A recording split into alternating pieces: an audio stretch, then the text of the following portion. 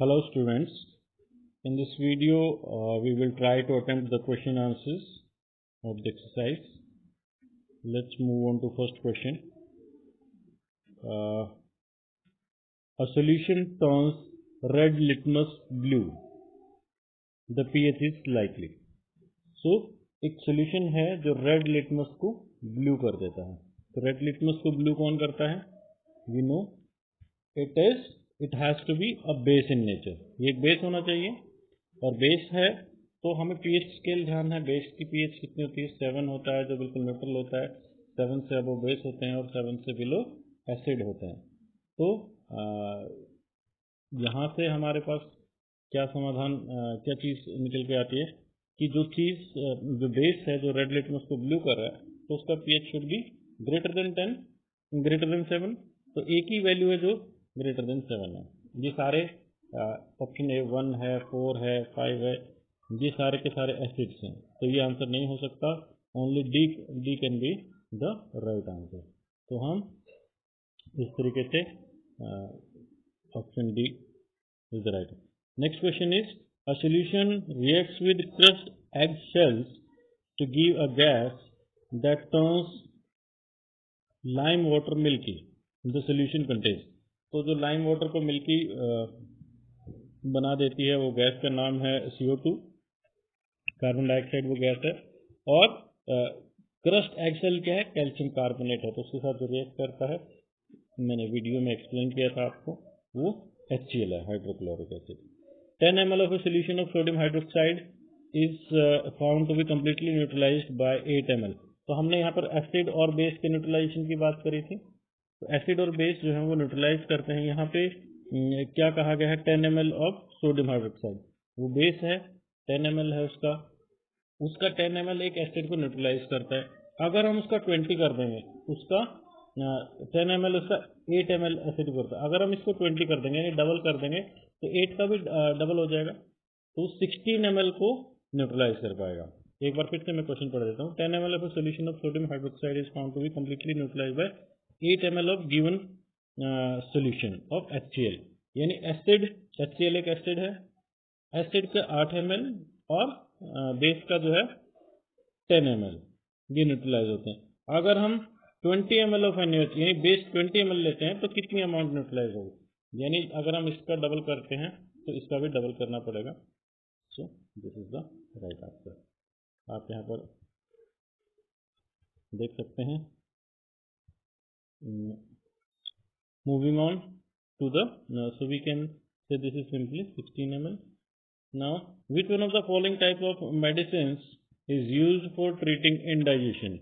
Indigestion जो होता है हमने आपको वीडियो की हेल्प से एक्सप्लेन भी किया था. हमारे स्टोमक में ज़्यादा एसिडिटी बन जाती है, हाइपर एसिडिटी, और वो स्टोमक में HCl एसिड के कारण बनती है, HCl एसिड. तो उसको ट्रीट करने के लिए हम कोई माइल्ड बेस इस्तेमाल करते हैं और ऐसी मेडिसिन को कलेक्टिवली हम क्या कहते हैं? एंटासिड्स, जो एसिडिटी को दूर करते हैं. Moving on to the next question. Write word equation and then balanced equation for the reaction taking place when. So आपको दिए गए हैं डाइल्यूट एसिड्स और मेटल्स. तो जनरल क्वेश्चन हम आपको बता चुके हैं कि एक मेटल जब रिएक्ट करती है एक एसिड के साथ तो उसका सॉल्ट बन जाएगा और हाइड्रोजन गैस लिबरेट होगी. तो यहाँ पर सिंपल है, मैं आपको फर्स्ट वाला बता देता हूँ. Zinc dilute sulphuric acid with zinc. तो जिंक है, मेटल है, और सल्फ्यूरिक एसिड क्या है? H2SO4 है. तो जिंक का सल्फेट बन जाएगा, जिंक सल्फेट, और हाइड्रोजन गैस लिबरेट हो जाएगी. सिंपल है. तो हाइड्रोजन गैस हर किसी में निकलेगी. ये हर बार बदलता रहेगा, ये बदलता रहेगा. तो इसके हिसाब से जैसे जिंक का सल्फेट है, अगले में हाइड्रोक्लोरिक एसिड इसकी जगह पे आ जाएगा तो वो मैग्नीशियम यहाँ पर मेटल आ जाएगी. तो मैग्नीशियम का क्लोराइड बन जाएगा MgCl2, फिर हाइड्रोजन गैस लिबरेट हो जाएगी. Getting my point? तो सेकेंड पॉइंट इस तरीके से क्लियर हो जाएगा. थर्ड पॉइंट में भी अगेन सल्फ्यूरिक एसिड है. एक मिनट रुकिए. तो सल्फ्यूरिक एसिड जो हमने इस पे देखा था, थर्ड में sulphuric acid react with aluminium powder, तो इसकी जगह पे हमारे पास एल्यूमिनियम है, तो एल्यूमिनियम का सल्फेट बन जाएगा, लेकिन उसका फॉर्मूला Al2SO4 और थ्राइस होता है, ये 3 है, तो ये फॉर्मूला बन जाएगा और फिर साथ में हाइड्रोजन। तो सेम बिल्कुल इसी तरीके से आपको सारी करनी है। फोर्थ भी एक बार बताता हूँ, dilute hydrochloric acid react with iron filings, तो ये आपको खुद अटेम्प्ट करना है। आयरन का जो है वो क्लोराइड बन जाएगा और हाइड्रोजन गैस लिबरेट हो जाएगी। Moving on to the next question, we have compound such as alcohols and glucose also contain hydrogen but are not categorized as acids।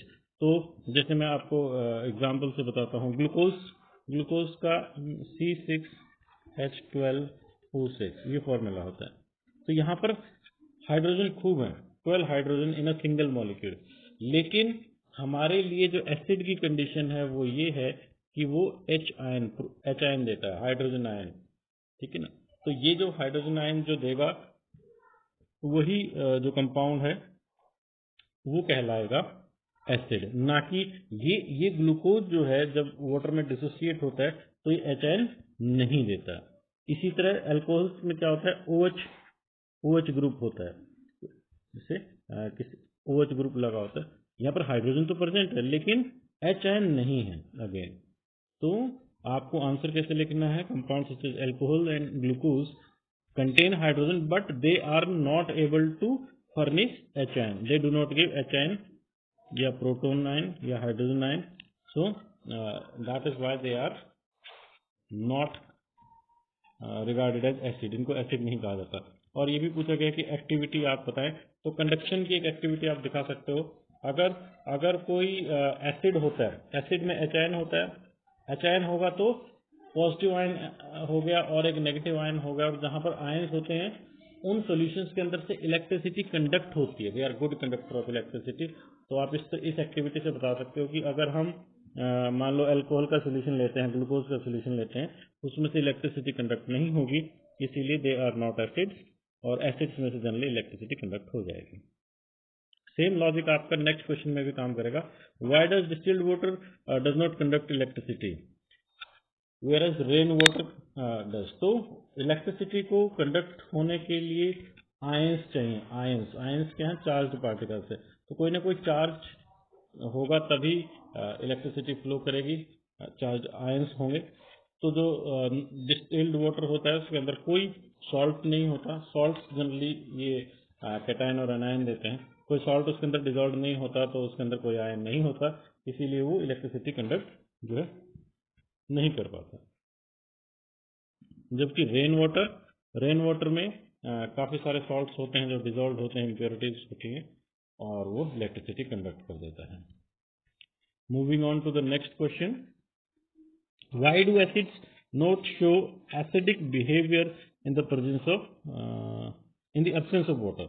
Absence यहाँ पर लिखा हुआ है, तो एसिड्स हैं, जैसे मैं आपको बताता हूँ, HCl एक वेल नोन एसिड है, हाइड्रोक्लोरिक एसिड। तो ये क्या होता है, जब हम इसको वाटर में डिसॉल्व करते हैं तो HN देता है और क्लोराइड आयन देता है। इस चीज को आप अच्छे से सीख लें, जान लें कि जो हाइड्रोक्लोरिक एसिड है वो आप HN देता है आपको और क्लोराइड आयन देता है।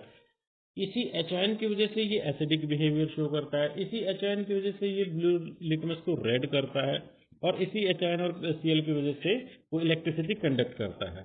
अगर ये नहीं होता तो ये तीनों फिनोमिना नहीं होंगे। तो क्वेश्चन इस तरीके से भी पूछा जाता है, ये HCl आपका एक्वस है, मैं यहाँ पे लिख देता हूँ, एक्वस का मतलब ये एक्वस मीन्स वाटर में सोल्यूशन है। अगर ये HCl गैस होती, HCl गैस भी होती है, हाइड्रोजन क्लोराइड गैस बोलते हैं उसको, जब ये गैसेस फॉर्म में होता है तो ये HN और क्लोराइड आयन नहीं देता। ऐसे में जब ये HN ही नहीं देता तो ये ना तो इलेक्ट्रिसिटी कंडक्ट करता है और ना ही ब्लू लिटमस को रेड करता है। तो यहाँ पर जो क्वेश्चन है, why do acid not show acidic property, तो एसिड जो है वो एसिडिक प्रॉपर्टी नहीं शो करेंगे इन द एब्सेंस ऑफ वाटर। तो जब वाटर नहीं होगा तो वाटर के बगैर वो डिसोसिएट नहीं होते, और डिसोसिएट नहीं होते तो HN नहीं होते, और एसिड्स की प्रॉपर्टीज नहीं होती। इस तरीके से आप इसको देख सकते हैं। Next is 5 solutions A, B, C, D and E when tested with universal indicator showed pH as 4, 1, 11, 7, 9. Which solution is? तो हमने अगेन पूरी की पूरी जो है pH की एक स्केल देखी थी। हमने pH की एक स्केल देखी थी जहाँ पर एक पूरी लाइन थी, जो 7 था वो बीच में था, और 7 से ऊपर के जो पॉइंट थे 8, 9 अप टू 14 वो बेसिक करेक्टर दिखाते हैं और नीचे वाले एसिडिक करेक्टर दिखाते हैं। तो यहाँ पर आप देख सकते हो 4 है, 1 है, 11 है, 7 है और 9 है। तो which one is neutral? 7 is neutral, जिसका 7 है वो न्यूट्रल है। 7 किसका है? यहाँ पर C का है, तो आंसर इज C। तो जो टेस्ट ट्यूब C है उसके अंदर जो आपने सोल्यूशन लिया है वो न्यूट्रल है। Next is strongly alkaline. Strongly alkaline मतलब ग्रेटर देन 7 है, it has to be greater than 7, और ग्रेटर देन 7 कौन सा है? 11 है। सॉरी, फर्स्ट वाले में जो 7 है वो D का आएगा क्योंकि 4 नंबर पे दिया हुआ है। तो 7 क्या है? वो 11 ग्रेटर देन 7 एक ही है जो कि 11 है। तो 11 किसका है? C का है, तो it will be strongly alkaline. Strongly acidic कौन होगा? जो लेस देन 7 होगा और स्ट्रांगली लेस देन 7 होगा। सबसे स्ट्रांगली लेस देन 7 जो है वो 1 है, यानी कि जो B है, तो B क्या होगा आपका? स्ट्रांगली एसिडिक होगा। ठीक है, तो वीकली एसिडिक कौन सा होगा? जो 7 से तो छोटा है लेकिन इतना भी छोटा नहीं है, तो 4, जो कि A है। इसका आंसर आ जाएगा D का A। A is the answer for D। Weekly alkaline जो 7 से तो बड़ा है लेकिन वीकली एल्कलाइन है, बहुत कम एल्कलाइन है, तो वो आपका जो ऑप्शन बच गया दैट इज 9, जो E वाला सोल्यूशन है 9, जिसकी वैल्यू 9 है। तो pH की वैल्यू अगर आपको पता होगी और उसका पूरा जो आपको एक्सप्लेन किया गया था उसकी हेल्प से हम ये क्वेश्चन आंसर्स कर सकते हैं। So that is all for this video. I hope you got all the concepts and you will be able to easily solve it. Thank you.